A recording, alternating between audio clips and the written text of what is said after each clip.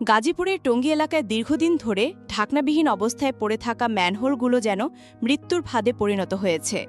সামান্য বৃষ্টিতে তলিয়ে যায় সড়ক, আর ম্যানহোলগুলো হয়ে ওঠে মরণকূপ। সম্প্রতি তেমনই এক মর্মান্তিক ঘটনার শিকার হয়েছেন ফারিয়া তাসনিম জ্যোতি।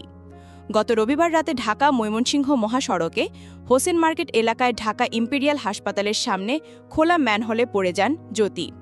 স্থানীয়রা তাকে উদ্ধারের আপ্রাণ চেষ্টা চালিয়েও ব্যর্থ হন। এরপর ডাকা হয় ফায়ার সার্ভিসকে, কিন্তু দুদিন ধরে চলা উদ্ধার অভিযান শেষেও জ্যোতির খোঁজ মেলেনি। অবশেষে মঙ্গলবার সকালে দীর্ঘ ৩৭ ঘণ্টা পর ফায়ার সার্ভিস জ্যোতির নিথুর দেহ উদ্ধার করে। দুর্ঘটনাস্থল থেকে প্রায় ২ কিলোমিটার দূরে বাঁশপট্টি এলাকার টেকবাড়ি বিল থেকে উদ্ধার হয় এই চাকরিজীবী নারীর মরদেহ। লাশ ও ফেস দেখেই চিনছি যে আমরা হাতে ঘড়ি, চুড়ি, চেন টেন, গলায় যা যা ছিল, হাতে যা ছিল, জামা কাপড় সব ঠিকই আছে। এটা অবশ্যই আমাদের সমাজের অসচেতনতার বিষয় যে একটা গুরুত্বপূর্ণ জায়গায় স্ল্যাব নেই। আজকে আমার বউ হারিয়েছে, কালকে আপনার বোনও হারাতে পারে, আপনার মাও হারাতে পারে, আপনার বাচ্চাও হারাতে পারে। বিলের মাঝে কচুরিপানার মধ্যে দিয়ে জ্যোতির দেহ ভেসে গিয়েছিল।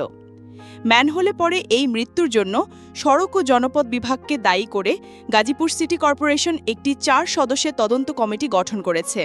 ফায়ার সার্ভিস, জেলা প্রশাসন এবং স্থানীয় কর্তৃপক্ষকে এই কমিটিতে অন্তর্ভুক্ত করা হয়েছে। তারা ৭ কার্যদিবসের মধ্যে একটি পূর্ণাঙ্গ প্রতিবেদন এবং প্রয়োজনীয় সুপারিশ জমা দেবে। ২ সন্তানের জননী জ্যোতি একটি বেসরকারি কোম্পানির মার্কেটিং বিভাগে কাজ করতেন। তার অকাল প্রয়াণ পরিবার ও সহকর্মীদের মাঝে গভীর শোকের ছায়া ফেলেছে। এমন ঘটনা যাতে আর না ঘটে তার জন্য দ্রুত প্রয়োজনীয় পদক্ষেপ গ্রহণ করা হোক, এমনটাই প্রত্যাশা সকলের। তাসিন ইসলাম, আজ তথ্য।